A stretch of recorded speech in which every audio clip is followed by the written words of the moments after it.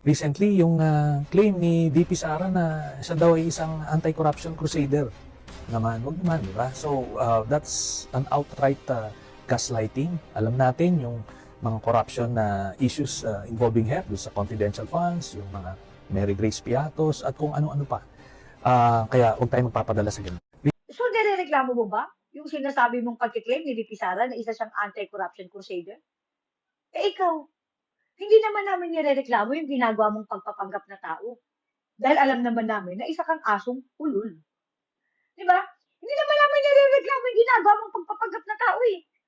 Natatawa nga lang kami kasi alam naman namin kung gano'ng kakaaso. Kita mo yung pagtahol mo, walang tigil.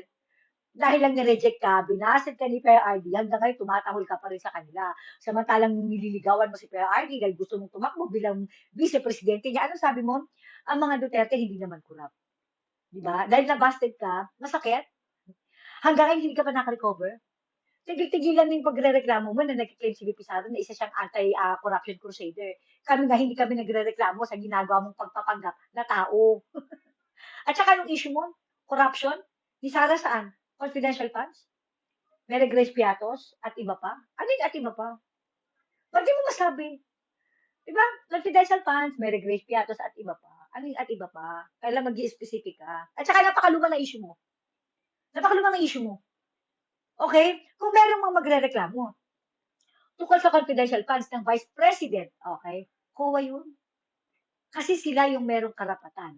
Trabaho nila, mandato nila ang mag-audit ng lahat ng ahensya ng gobyerno. Binigyan nga ng unmodified opinion eh. For 3 years, 23, 24, 25, putang ina, paulit-ulit ko na itong sinasabi ng COA ang Office of the Vice President. Tapos ikaw ang inirereklamo mo, yung corruption na ginawa sa confidential funds. COA ang tanongin mo tungkol dyan. Clear na ng COA yan, ulul ka. Tapos Mary Grace Piatos, tang ina mo, para kang nang wala sa militar nung araw, hayop ka. Alam mo yan! Pagdating sa confidentiality, alam mo yan, hindi yan pwedeng i-divulge. Kasi ano yan, national security yan. Alam mo yan. Diba? Ginagago mo yung mga tao, binubuyo mo yung mga tao para magalit kay VP Sara. Kaya lang, sad to say, alam na alam namin yan. Confidential funds, confidential nga eh. Ang dami-dami ng opisyal na dumaan na merong confidential funds. Hindi nyo naman tinanong kung saan ginamit. Ay, yung confidential nga, di ba, walang natira kahit 5. Ba't hindi mo tinanong kung ano nangyari dyan? Wala namang nagre-reklamo. Alam mo, Trililing, anti-Duterte ka lang.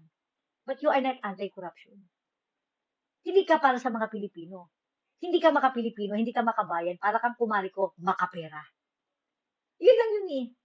Pero nagreklamo ka, nagkiklaim si VP Sara na anti-corruption crusader. Eh kami nga, hindi nga kami nagre-reklamo eh. Kahit na nagpapanggap ng tao. Ulul na to.